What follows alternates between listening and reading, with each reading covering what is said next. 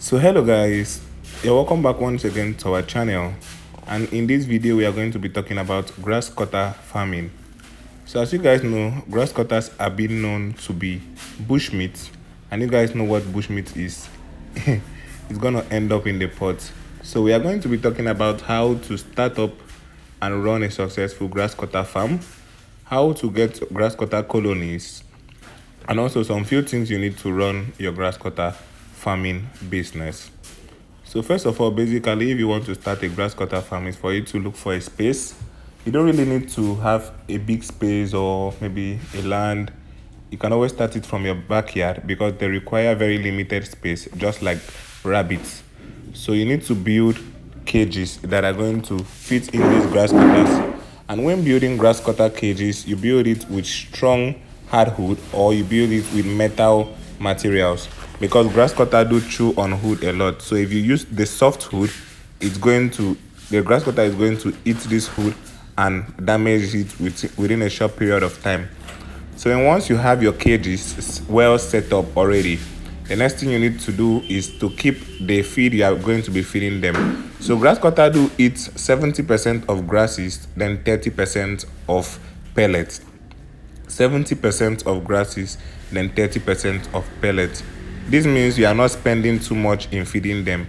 You can always feed your grass cutter elephant grass, can feed them corn leaf, you can feed them a lot of other free leaves you can just cut from the forest or bushway around you. You can always feed them all this. Then you can always feed them their pelleted feed too. Grass cutters also have the pelleted feed. This pelleted feed helps them gain good weight within a short period of time.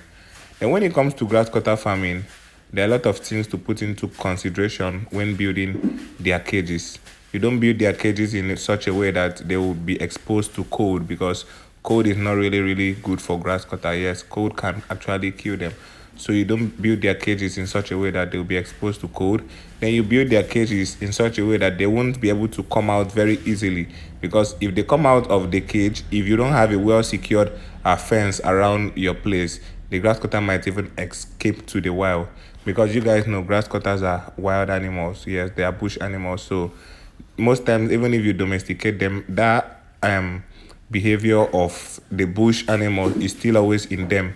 So you need to build your cage in such a way that it's going to be strong. As you guys is seeing, this particular cage here is a metal cage and it's very strong. The grass cutter can eat it. The other one we showed you guys previously was the iron cage, but this one is the metal cage. So we put a lot of corn leaf inside for them to eat. That's what we have been feeding them for quite some time now. So this particular grass cutter just gave birth. As you guys can see on the screen, the grass cutter has 6 babies. Yes, grass cutter has 6 babies. So for those of you guys that will ask, what is the pregnancy period of grass cutter? The pregnancy period of grass cutter is 6 months. They carry their pregnancy for 6 months. Then they are going to litter a minimum of maybe 4 kids and above. Some litter 3 though, but minimum of 4 kids. Or let's just say an average of 4 kids and above. So unlike the rabbit, the grass cutter are being born with hair, and immediately these kids are being born, they are always active immediately. Not like the rabbits that when they give birth, the kids stay inactive for like 10 to 14 days. The grass cutters, immediately they give birth to their kids begins to be active immediately. Yes. So that's how it works with the grass cutters. So as you guys can see, in this way we built our cage, so that in case you want to build your own, you can actually use this setup we use also to build your own grass cutter cage. So when it comes to grass cutter farming, the market is there because a lot of people know grass cutter, the bushmeat. The Igbo people call it nchi. Yes, the bushmeat, even people, hunters do hunt it from the wild. Then you can see them most times selling it on the roadside, and a lot of people will come and buy it. But this way now, we have started rearing them in cages. So when you raise them and they are up to mid size, you will get your buyers surely, because this particular one is bushmeat. When once it's being roasted very well, you can sell it for a very good amount. Yes. And also, grass cutters are being sold in colonies. Let's take, for instance, you want to sell to a fellow farmer, or maybe you want to buy from our farm. Grass cutter is being sold in colonies. So we sell one colony of grass cutter is 3 female and 2 males. So if you want it, you can message us on our WhatsApp number. Then we are going to send it to your location. Maybe if you want to start small, and once you have your cage or the space you want to put them, you can just get the grass cutter and start feeding. And even if you want to be feeding your grass cutter just leaves, they will do really fine and really good.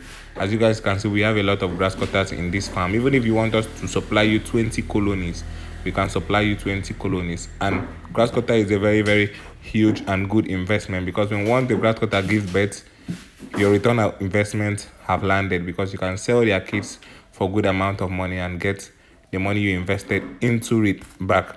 So as you can see, this place is where the droppings of our grass cutter comes. If the grass cutter poops, the poops drops through, their poop does not stay with them, their poop drops through their cages and goes to the lower floor of this particular hutch. Then we can now sweep it out.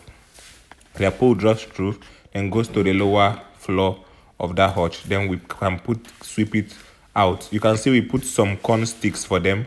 Some corn sticks. That sticks help them trim their teeth, and also they eat it very well, so that their teeth does not grow too much. So that corn help them trim their teeth and also as food. So that one there is an albino grass cutter. Grass cutters have what we call the half caste. Then they have a lot of breeds when it comes to grass cutter farming. They have the half caste, then they have the albinos too. Yes, so that one that you saw there was the albino. Those ones are more expensive than these other black ones. That's the half caste you are seeing. Yes, the albinos are more expensive. So it depends on the one you want to go in for. If you want to go in for grass cutter farming, you can start with the half caste, then maybe later you get the albinos. Depends on how you want it to be. So as you can see, you might say their cages are overcrowded with leaf, but no, that's how grass cutters love it, because they use these leaves to hide themselves. Most times if you run into their cages, they will take themselves and hide themselves into their leaves, so that you might not see them, because they are bush animals, so they like hiding a lot from people. So they will hide themselves into this leaf. If not, they will not really be comfortable in their cages. Yes, so as you guys can be seeing on our screen, we put in some fresh leaves for this grass cutter, and they eat it very well. Every time 247 we have fresh leaves and clean fresh water inside their cages, and that's how the grass cutters love it. So if you are someone maybe thinking of any livestock farming business to go into, you can consider trying grass cutter farming in your little space. You might not really have a lot of space, but in your little space you can consider starting up a grass cutter farm. Even if you already have a rabbit farm, you can just put this as also a side and just be rearing them, giving them food. Before you know it, it's going to give birth and you start counting your money. So that's how it works. Then if you want to expand, you just keep rebreeding your stocks, then you keep having it more and more. So this is the albino grass cutter there. Those ones are more expensive. So this is our farm here. This is how our farm looks. The farm is quite big. We are increasing day by day, as you guys can see.